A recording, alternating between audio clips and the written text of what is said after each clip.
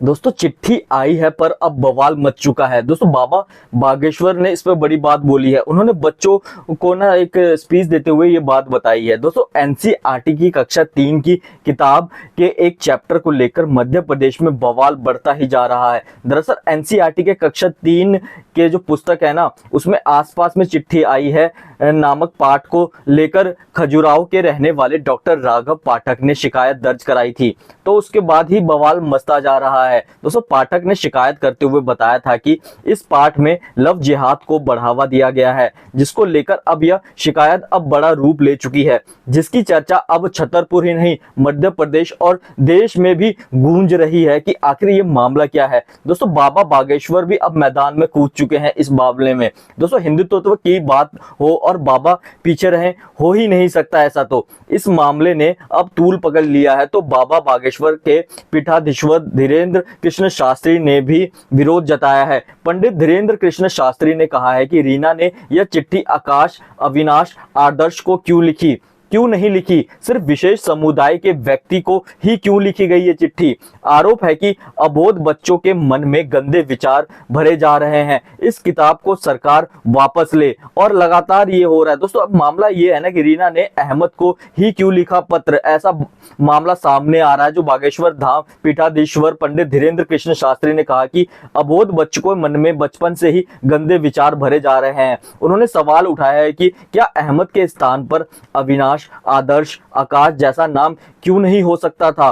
तो रीना ने अहमद को ही पत्र क्यों लिखा। किताब में इस तरह की सामग्री दिए जाने के पीछे भी कोई मकसद हो सकता है। धीरेन्द्र शास्त्री ने सभी किताबों को वापस मंगाकर इस तरह के चैप्टर को तुरंत हटाने की अब मांग भी कही है और सोशल मीडिया पे ये लगातार ट्रेंड भी कर रहा है। दोस्तों बागेश्वर धाम पीठाधीश्वर पंडित धीरेन्द्र कृष्ण शास्त्री ने पुस्तक के एक चैप्टर पर जताई गई आपत्ति के बारे में कहा है कि धर्म विरोधियों की ताकत लगातार हावी हो रही है। 100 करोड़ हिंदुओं की भावनाओं से खिलवाड़ किया जा रहा है।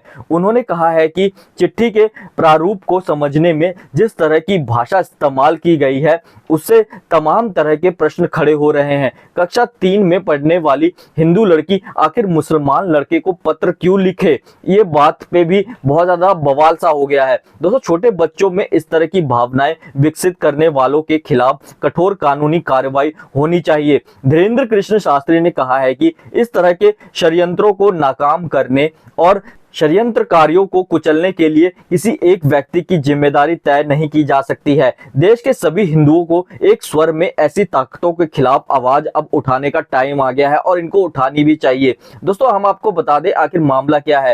दोस्तों मध्य प्रदेश के छतरपुर जिले में एनसीईआरटी की पर्यावरण पुस्तक पर एक अभिभावक ने लव जिहाद को बढ़ावा देने का आरोप लगाते हुए छतरपुर पुलिस को लिखित में शिकायत करते हुए कार्रवाई की मांग की थी। और यह आपत्ति डॉक्टर राघव पाठक नाम के एक व्यक्ति के ने दर्ज कराई थी, जो कि बहुत ज्यादा अब ये सोशल मीडिया पे पहुंच चुकी है बात। राघव पाठक का आरोप है कि एनसीईआरटी की कक्षा 3 में पर्यावरण विषय के 17 नंबर पेज पे उन्हें आपत्ति है। इस पेज में चिट्ठी आई है नाम का एक शीर्षक है, जिसमें रीना नाम की लड़की अहमद को छुट्टियों में अगरतला आने का निमंत्रण देती है और अंत में लिखती है कि आपकी रीना।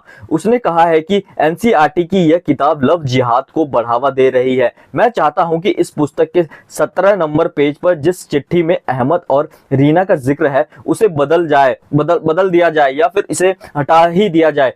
दोस्तों क्योंकि मैं भी एक पिता हूं और मेरी बेटी इस किताब को पढ़ रही है। उन्होंने ये आगे लिखते हुए कहा, मैं नहीं चाहता कि उसके मन में भी किसी तरह का कोई भी गलत भाव पैदा हो। तो वही चीजें है ना, जब भी ऐसी बातें होती है तो पंडित धीरेन्द्र कृष्ण शास्त्री कभी भी पीछे नहीं हटते और अपनी बातें रखते हैं, चाहे उनको इसमें आलोचना सहनी पड़े या फिर कुछ हो। लेकिन हमेशा जब भी हिंदुत्व का बात आता है, जब हिंदुओं के बारे में कुछ कहा जाता है, वैसे भी किताबों में ना ये चीजें नहीं होनी चाहिए। किताबों को तो नॉर्मल जो बच्चे पढ़ते हैं उनके लिए किताबों को अच्छे तरह से, जो मेरा मानना है, अच्छे से कहानी परोसो यार, जिसमें ना ये चीजें नहीं आनी चाहिए कि आगे चल के ना उनके दिमाग में भी बहुत सारे चीजें पैदा होती रहे। लेकिन यार ये एनसीईआरटी को या फिर जो भी वहां पे देख रहा है, इन सबको इन चीजों का ध्यान पहले से ही रखना चाहिए कि किताबों में इस तरह की भावनाओं को नहीं पेश करना चाहिए जो कि बच्चों पे उसका गलत असर पड़े आगे चल के। तो यही चीजें कही गई है उस शिकायत में। फिर पंडित धीरेन्द्र कृष्ण शास्त्री ने भी इस पे आवाज उठी है। अब सोशल मीडिया पे लोग भी इस पे आवाज उठा रहे हैं। दोस्तों आपकी क्या राय है इस विषय पे, कमेंट करके जरूर बताएं। वीडियो अच्छी लगी वीडियो को लाइक करें, चैनल को हमारे सब्सक्राइब जरूर कर दें।